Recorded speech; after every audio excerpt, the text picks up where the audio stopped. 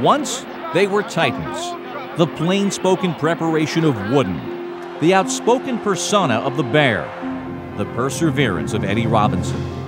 Even today, there is the honesty embodied by Paterno, the loyalty of Knight, the leadership in his profession of Krzyzewski. In college, the coaches are the stars. They embody their schools and their programs as the men on the marquee, ready for their sideline close-up. But this year, several coaches fell short, spectacularly. There was money and disturbing academic fraud, personal behavior exhibiting excess or sickness, and a case so shocking it defied description. The case of Georgia's Jim Herrick was almost ordinary on the blotter sheet of coaching sins, except for the dogged way in which Herrick protested his innocence. Do you mind if we ask you a couple questions? Make an appointment to see me, Jeremy. I tried to make an appointment, sir, and your staff told me they wouldn't make an appointment. Don't you ever wait outside on me, Jeremy. That's so unprofessional. I've been in this business 30 years. You don't survive by giving people money, by doing people's work for them. When the facts came out, Jim Herrick and his son Jim Jr. each resigned over the payment of a player's expenses, and no-show class credit for 3 basketball players. The coaches were gone. Their players continued to pay for their sins. We agreed that our basketball team should not participate in the SEC tournament or the NCAA tournament. In one breathtaking 4-day span, beginning the last day of April, the personal after-hours behavior of 2 coaches derailed their careers. Behavior in a digital twist disseminated on the internet. The pictures were powerful. Larry Eustace, a recent National Coach of the Year at Iowa State, in photographs provided to the Des Moines Register at a student party following a road game at Missouri, drinking beer and kissing a young woman.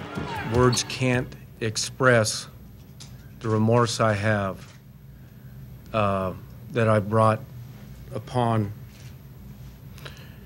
everybody. And I don't think I'll ever be able to apologize enough. He was remorseful, but refused to resign. I can't have 2 or 3 beers. I've got to have 10 or 12. I'm an alcoholic. Despite his seeking treatment and counseling, Iowa State began the process of firing Eustace.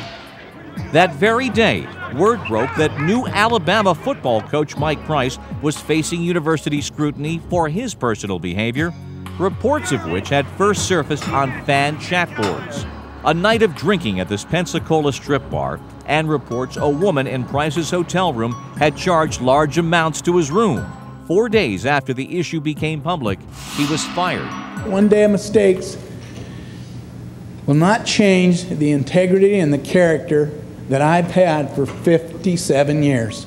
I am today, in accordance with applicable university policy, terminating Coach Price's employment. This is a sad day for a good man. This is a sad day for us. Price is suing Sports Illustrated for $20 million, saying the magazine's account he engaged in sex with 2 dancers that night is false. They got my name right.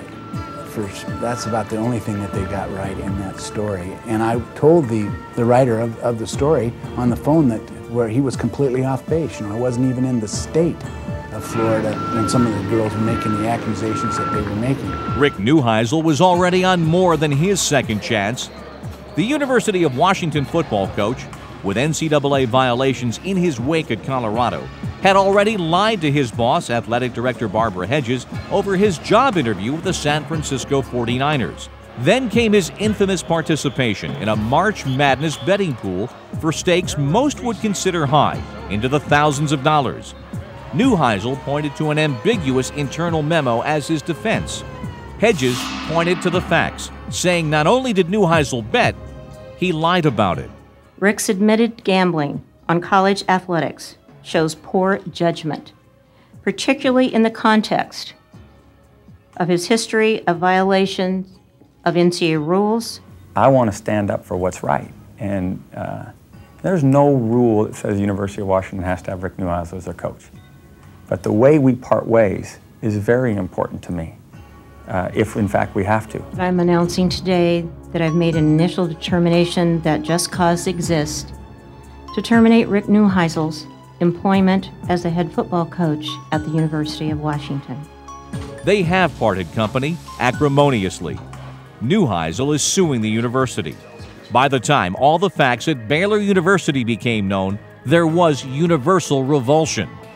Begin with the disappearance of basketball player Patrick Dennehy and reports that teammate Carlton Dotson had some involvement. When Dennehy's family charged that head coach Dave Bliss had brushed off their earlier concerns about their son's disappearance, the university stood foursquare behind Bliss. We have such a great coaching staff here. Dave Bliss and Doug Ash, these are wonderful men. Dennehy remained missing for weeks, and the sense grew that he was dead. The strain on Bliss was palpable. I get really frustrated, and the reason you get really frustrated is when you're, a person that is in control of things and you can't control things. 5 weeks after Dennehy disappeared, Dotson, his former teammate, was arrested for Dennehy's murder. A week later, Dennehy's remains were discovered outside Waco. As that criminal drama played out, another drama was erupting. Reports of problems, of NCAA violations of a basketball program above the rules at Baylor.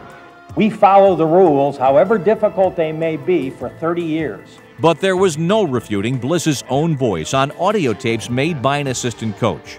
Even while Dennehy was still missing, Bliss is heard orchestrating a cover-up of the money at the heart of NCAA violations to save his own job by painting the murdered Dennehy as a drug dealer. Bliss is heard saying, "What we've got to create here is drugs," and Dennehy is never going to refute what we say. He's dead, so he isn't going to argue with me at all. I think Bliss is a liar, and anything that he says, anything that comes out of his mouth is unbelievable. Bliss was fired and faces a suit from Dennehy's family. The coaching profession underwent a year unlike any other.